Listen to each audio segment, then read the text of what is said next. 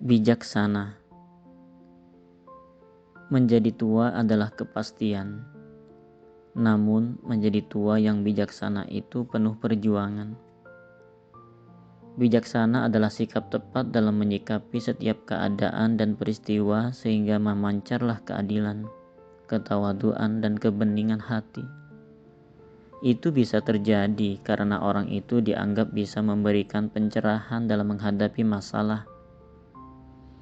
Tapi hal itu tidak mudah karena dalam prosesnya harus memilih, memilah, dan mengolah data yang ada secara akurat.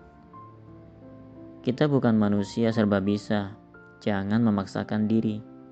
Bila terpaksa harus menolak, menolaklah secara bijak. Seorang bijak memiliki sifat rendah hati, arif dengan ketajaman pikirannya, menghargai sesama. Setiap tutur dan tindakannya bermanfaat. Sikap bijak tidaklah harus jadi miliknya orang yang sudah sepuh, tapi setiap orang, terutama bagi mereka yang menjadi seorang pemimpin. Sebenarnya tanpa disadari sudah mempunyai karakter yang jujur, amanah, kerjasama yang baik, bisa rukun, kompak, mujahid. Cepat atau lambat ibarat naik tangga, sifat itu akan bermuara pada tabiat luhur. Di zaman yang banyak konflik, banyak orang yang stres karena hatinya sumpek, ingin mendapatkan pencerahan, solusi yang tepat, butuh saran yang bisa mengeluarkannya dari kebuntuan masalah. Menghadapi hal tersebut, cobalah dengarkan setiap pengaduan dengan seksama, penuh empati. Sikap itu saja sudah bisa menenangkan hati. Fahamilah dengan seksama, baru menjawab. Pikirlah dulu baru berkata. Dengarlah dulu baru beri solusi.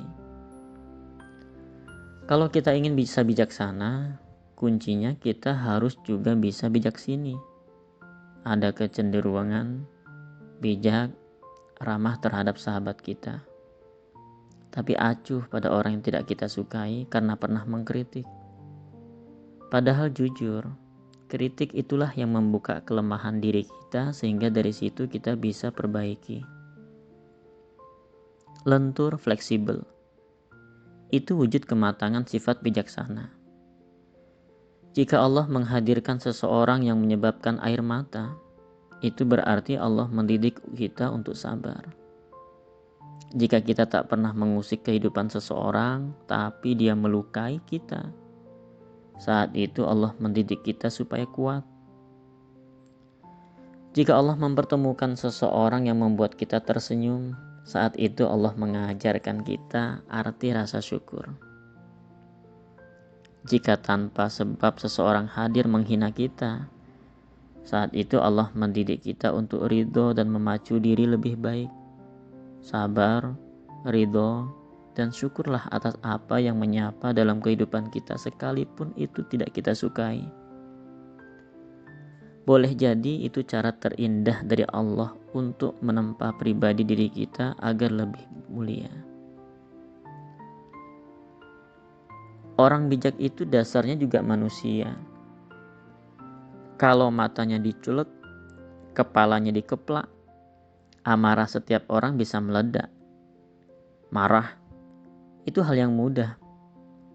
Tetapi menjadi marah kepada orang yang tepat, dengan kadar yang tepat, di saat yang tepat, dengan tujuan yang tepat, serta dengan cara yang tepat, bukanlah kemampuan setiap orang dan bukanlah hal yang mudah.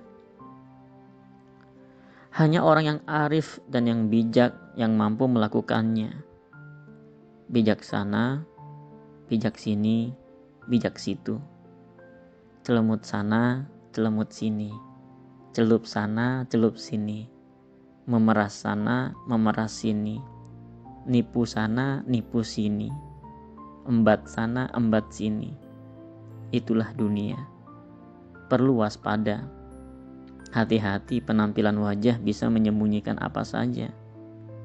Lebih baik wajah preman tapi hati beriman daripada wajah security tapi hatinya Hello Kitty. Burung hantu dijadikan simbol kebijakan. Karena seekor burung hantu yang bijaksana duduk di sebatang pohon. Semakin banyak ia melihat, semakin sedikit ia berbicara. Semakin sedikit ia berbicara, semakin banyak ia mendengar. Mengapa kita tidak mencoba menjadi seperti burung hantu yang bijaksana itu?